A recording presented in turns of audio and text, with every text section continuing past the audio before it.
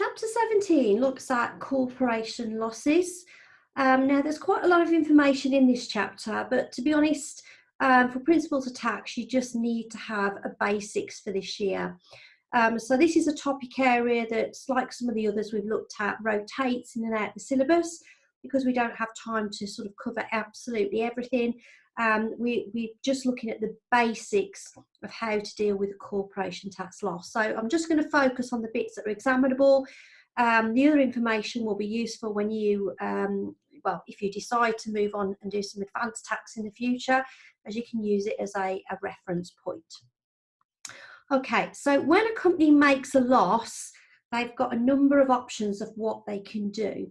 So if we just first of all think about how a loss might arise, what we might have is a business where they've got their profit in the accounts and they might add back their disallowable expenses, etc., and take off their capital allowances.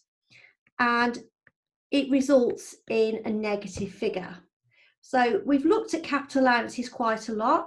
One thing that businesses might get are these incentives of things like your annual investment allowance. And with this allowance, it does mean that you get quite a lot of relief for the purchase of your assets. And therefore, if you've bought a lot of assets during that year, it might possibly turn a profit into a loss by the time you've deducted your capital allowances. So for example, your profit might be, say, 90,000, your capital allowance is 100, and therefore you're going to make a net loss of £10,000. And you could also end up in the situation where you actually have a loss in the account. So we've not had a very good year, and just because you've got a loss in the account doesn't mean to say that you can't claim capital allowances. You can still claim them if you've got assets, but it means that loss that you've got is going to get bigger, so you're increasing your negative. So this is how losses arise, and we're going to look at how we claim for relief for them. So we have mentioned losses in other chapters, such as when we looked at property income, we looked at when we make a loss on a property. So the first thing I want to say is that if you make a loss, the assessment for that year will be nil.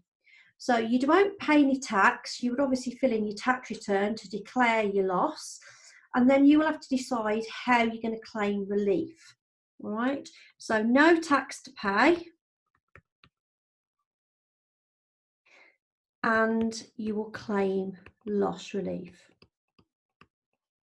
So the point I want to make is that if you've got a negative figure, what you don't do is multiply it by, say, 19% and say, oh, I'm going to get that much tax back. It doesn't work like that. If you've got a positive figure, you pay tax. If you've got a negative figure, you don't pay any tax, and then you look at the alternatives to claim your loss relief. Now, if we go back to the notes then, there are actually a number of ways that you can claim relief for your trading losses. So remember, this is your main business activity. So you've got this adjusted loss after capital allowances, and you can either choose a current year and carry back claim. The main thing about that is that you get a tax refund. So it's a way of getting some cash back.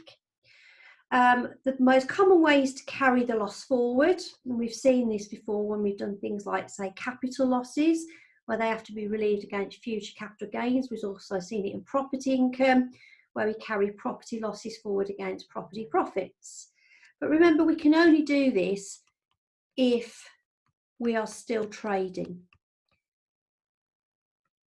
And therefore, what we have at the end is a terminal loss. So this is when your business ceases trade. So if your business ceases trade, then you will result in a loss. And of course, you can't carry it forward if you're not trading anymore. You might not want to carry it back. So you'll look at what the terminal loss relief is.